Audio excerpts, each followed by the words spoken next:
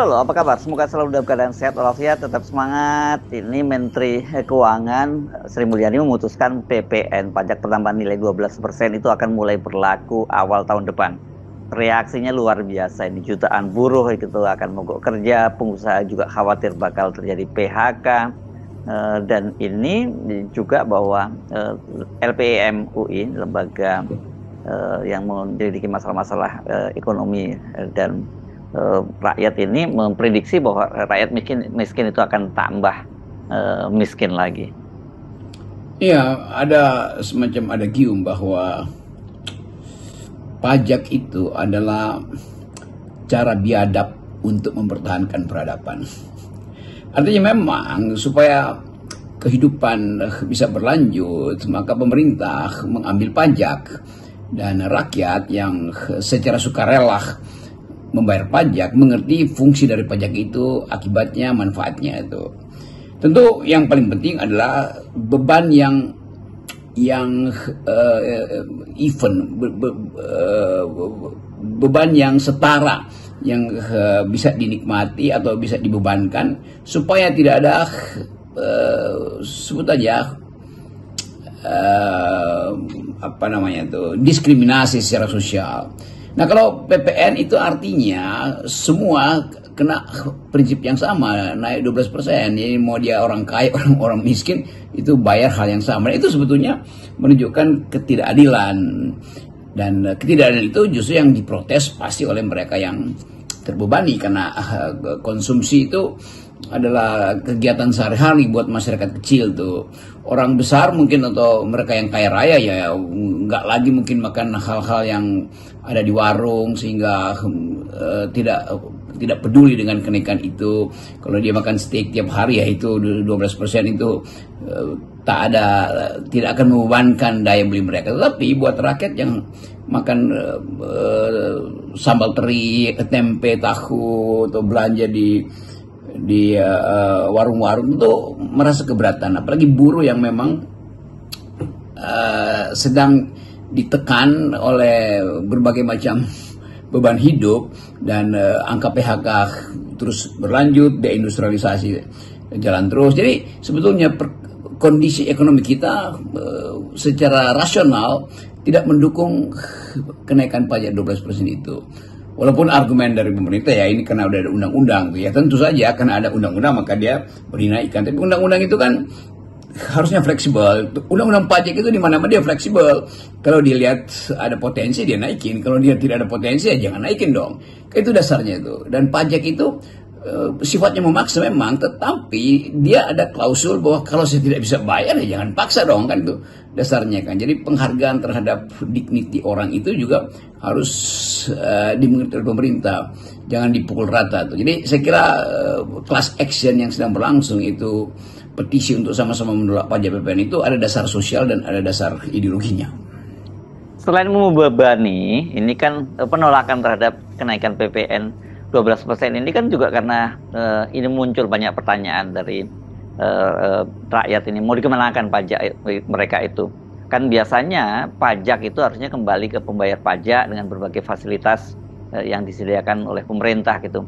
Tapi banyak yang mencurigai ini kan cara pemerintah memeras rakyat untuk membayar utang, dan utang ini kan gila-gilaan di era pemerintahnya Jokowi. Tentu pertanyaan yang paling standar dalam demokrasi adalah, kalau saya bayar pajak, saya dapat apa dari pemerintah? Itu kan itu intinya. Apakah representasi saya di dalam mengakses kebijakan publik itu akan saya peroleh setelah saya bayar pajak? Kan ada prinsip no taxation without representation. Nah sekarang kita lagi menunggu apa benar mereka yang diangkat sebagai pejabat publik, bupati atau dalam pilkada nanti, atau anggota DPR yang sudah terpilih nanti, itu bisa mewakili keresahan publik hari ini, kan itu pertanyaannya. Jadi siapa yang bisa mengucapkan protes pada pemerintah? Ya pasti ya wakil rakyatnya kan. Tapi kalau wakil rakyat itu sebagian besar dikuasai oleh faksi pemerintah di DPR, di Dewan Perwakilan, itu tentu ini nggak akan didengar. Karena itu aktivitas semacam petisi atau gerakan untuk menentang PPN 12% itu real gerakan demokrasi akar bawah kan. Begitu cara kita melihatnya tuh. Nah, kita mungkin merasa agak lega ketika mendengar Pak Prabowo berpidato bahwa demi rakyat saya akan bekerja habis-habisan. Demi rakyat maka anggaran negara itu harus tiba di piring-piring rakyat. Nah semua itu didengar sebagai retorika. Akhirnya kalau yang dilakukan kebijakan yang menekan rakyat itu kenaikan harga dan itu menunjukkan bahwa simbol yang diberikan oleh Pak Prabowo itu tidak dibaca sebagai simbol yang serius.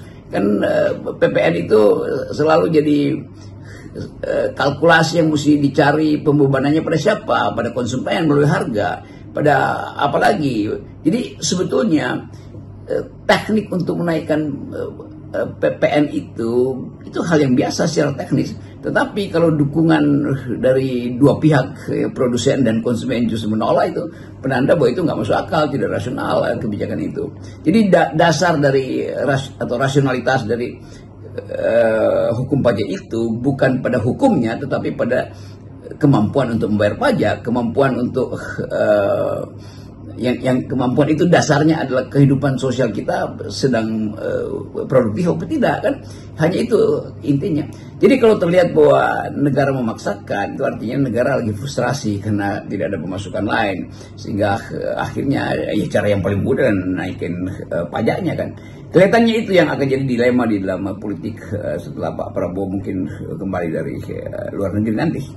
Kebijakan pemerintah menaikkan pajak pertambahan nilai ini, kalau saya baca studinya dari LPM UI, yang memang yang akan sangat terbebani itu adalah rakyat miskin. Memang ini pukul rata, tapi ini karena ini di bagian konsumsi begitu ya. Tapi kan kalau secara persentase itu jelas yang antar pukul rakyat miskin. Kalau orang kaya ya mereka akan ada pertambahan lah gitu ya, ininya pengeluaran mereka, tapi dampaknya tidak seberat kalangan keluarga miskin. Tentu dalam teori ekonomi neoklasik misalnya bahwa pengenaan pajak yang tinggi itu membuat produksi tidak bergairah, produsen tidak bergairah itu karena keuntungannya termakan oleh pajak itu. Tetapi kita mesti bayangkan juga bahwa negara ini kan negara yang didesain untuk mendistribusikan kekayaan, mendistribusikan keuntungan, dan negara bertanggung jawab terhadap kehidupan dasar warga negara. Jadi kalau misalnya pajak itu, akibat kenaikan pajak itu insentif baliknya adalah kemakmuran, adalah keadilan, ya mungkin orang akan menderita tapi tahu bahwa negara akan mengenakan pajak pada mereka yang kaum yang kaya raya atau akumulasinya melebihi target, dan hasil dari kelebihan itu akan didistribusikan pada rakyat.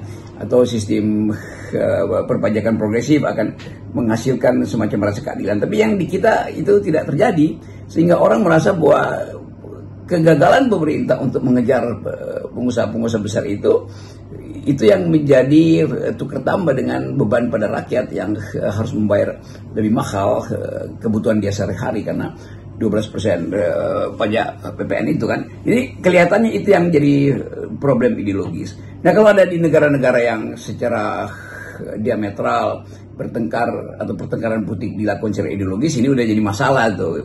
Antara Partai Republik misalnya dengan Partai Demokrat di Amerika, pajak itu selalu sensitif menjadi isu politik.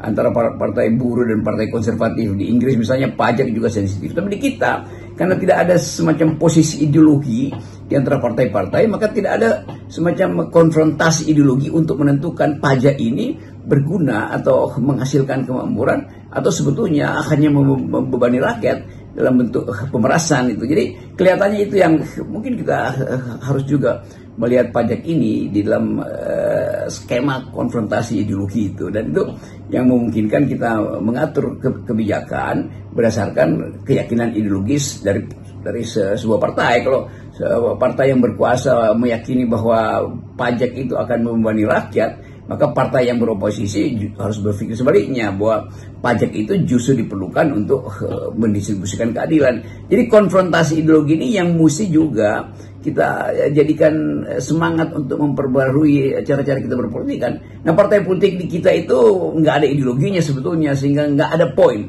untuk bertengkar tentang pajak. Jadi kendati dikatakan oleh Menteri Keuangan bahwa PPN 12% ini untuk menjaga kesehatan APBN, dan artinya kalau APBN itu terjaga kan bisa pembangunan juga tetap bisa berjalan. Tetapi sekarang ini memang muncul berbagai penolakan yang ya Bung Rocky, ada yang coba menolak membayar PPN. Saya mau membayangkan bagaimana caranya menolak PPN itu kan, karena ini kan ini pajak yang langsung dikenakan kepada barang-barang yang kita beli sehari-hari. Jadi mau tidak mau ketika kita membeli barang ya kita terkena ini PPN 12% ini.